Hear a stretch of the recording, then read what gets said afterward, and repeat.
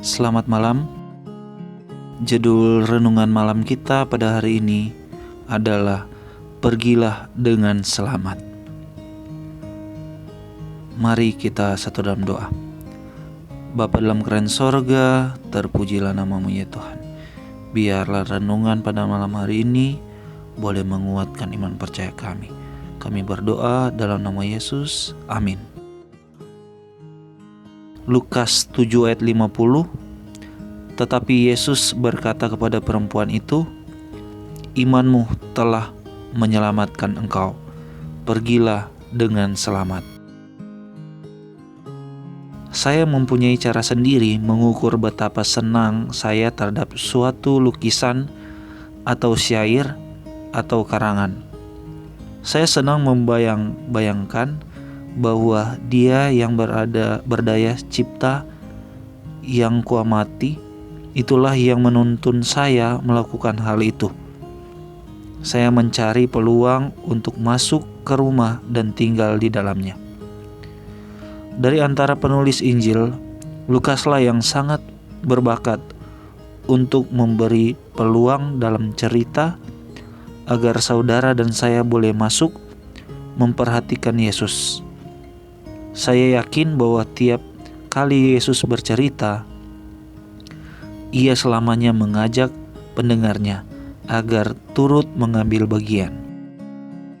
Dalam kisah Simon orang Farisi dan Maria, kita boleh masuk pada beberapa tempat. Pada saat orang Farisi itu melihat keuntungan Yesus bersama-sama dengan dia, tetapi sayang, ia tidak memberi sambutan yang tepat. Pada saat seorang dari antara tamu ada dekat meja, yang pada mulanya ia merasa malu, tetapi kemudian turut setelah menyaksikan keadaan itu makin disingkapkan.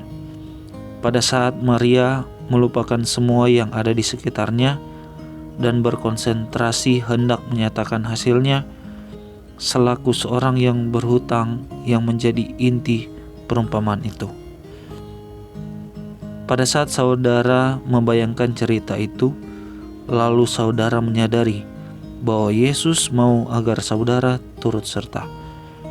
Cerita ini seperti berbagai cerita lain yang terdapat di dalam Injil, membahas mengenai hubungan di antara masyarakat dengan Allah dan di antara pribadi dengan Allah. Yesus selalu memberikan dua perintah kepada pembaca. Kasihilah Allahmu dan temanmu sesama seperti diri sendiri. Dengan kita boleh jadi seperti Simon yang membandingkan diri kita dengan Maria, atau sebagai seorang pengamat yang membandingkan diri kita dengan kedua Simon dan Maria. Kita membandingkan sikap kita dengan sikap mereka, lalu berikhtiar untuk mengasihi tetangga kita. Kita memperhatikan Simon dan Maria, lalu kita harus segera memperhatikan bagaimana sambutan kita kepada kasih Allah. Apa yang harus kita lakukan apabila kita katakan kita mengasihinya.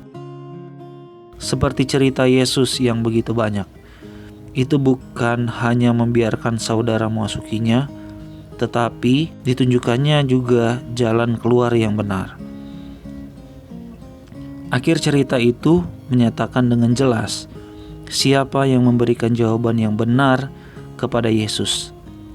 Kita tahu apa yang harus kita lakukan dan bagaimana kita harus melihat diri kita. Kita tahu bahwa kita harus melupakan dunia sekeliling kita dan melihatnya Yesus saja. Kita harus beribadah kepadanya dan melakukan kehendak-Nya. Dalam cerita itu, tanda pintu keluar terang dan jelas bila dibandingkan dengan kegelapan kebenaran sendiri. Imanmu telah menyelamatkan engkau. Pergilah dengan selamat. Jikalau seorang tidak dibaptiskan oleh sifat kasih surgawi kepada Allah dan terhadap satu dengan yang lain, kita tidak mempunyai kebaikan yang sejati dan tidak layak bagi kerajaan sorga.